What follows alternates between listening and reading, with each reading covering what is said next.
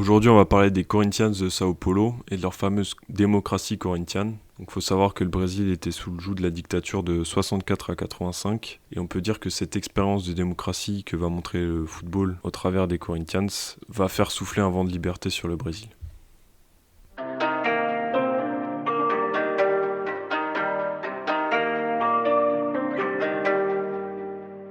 Pour ce podcast, je me base beaucoup sur le texte de Rank et Sontag, donc je l'ai mis en description. Il est disponible en libre accès sur Cairn, donc vous pouvez aller le lire si ça vous intéresse. En fait, les deux, ils partent d'un constat assez intéressant, en fait, c'est que le football, il mêle organisation et créativité. Donc deux termes qui pourraient justement s'opposer, puisque on a l'organisation qu'on doit respecter, le schéma de jeu par exemple le 4-4-2. On ne gagnera pas si aucun joueur ne dépasse ses fonctions, fait quelque chose d'inattendu, une passe, un dribble. Il faut de la créativité aussi pour gagner. Ils vont donc présenter cela à une échelle plus globale, justement avec l'organisation créative que sera la démocratie corinthienne. Donc cette expérience, en fait, elle débute à l'initiative de deux hommes en 81. Donc Valdemar Pires, donc c'est pas le père de Robert, hein.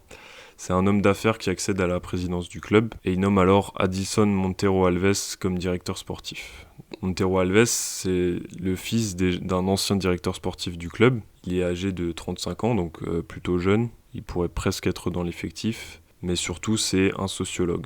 Et en fait, la particularité de ces deux personnes, c'est qu'elles sont opposées à la junte militaire en place au Brésil. Ils arrivent à un moment où les Corinthians vont pas très bien sportivement, ils viennent de se faire éliminer du championnat paulista, et ils veulent imposer quelque chose. Donc ce quelque chose, c'est une démocratie directe et participative. Donc je m'explique, ils vont la mettre en place grâce à des joueurs comme Socrates ou Vladimir, qui arrivent à convaincre le reste de l'équipe de les suivre, puisque certains joueurs étaient réticents par peur de représailles du pouvoir. Mais en fait, le principe est assez simple, c'est n'importe quel employé du club, du jardinier à la personne du staff, que ça soit un employé administratif, il aura son mot à dire sur toutes les décisions que prendra le club. Donc les joueurs ne seront pas au-dessus de tout, les dirigeants ne seront pas au-dessus de tout.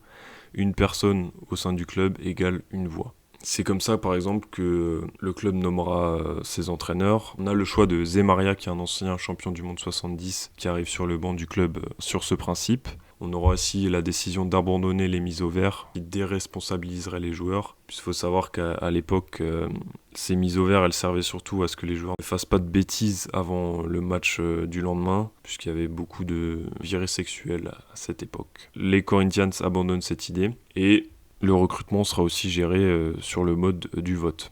Le mot démocratia arrivera notamment dans le dos des maillots des joueurs, et on aura même une invitation à aller voter pour les premières élections libres depuis 64 avec l'inscription Dia 15 vote lors de la finale du championnat paulista. C'est pour inciter les personnes à se rendre aux urnes le 15 novembre 82. Ce principe, il reste en place aussi parce que les résultats arrivent à suivre. Et c'est pour ça aussi qu'on se souvient de cette expérience. Les Corinthians y remportent 2 championnats paulista, donc en 82 et en 83. Donc pour vous expliquer le fonctionnement des championnats au Brésil, on a de janvier à avril les championnats locaux. Les clubs de Sao Paulo vont jouer entre eux, les clubs de Rio vont jouer entre eux de janvier à avril. Et on aura le championnat national qui se passera de mai à décembre. Alors faut savoir que cette expérience elle va faire des émules puisque Palmeiras et Sao Paulo ont voulu suivre ce mode de fonctionnement. Mais les dirigeants, ils n'ont pas voulu suivre les joueurs là-dessus. Ils voulaient garder le pouvoir bien au chaud dans leurs mains.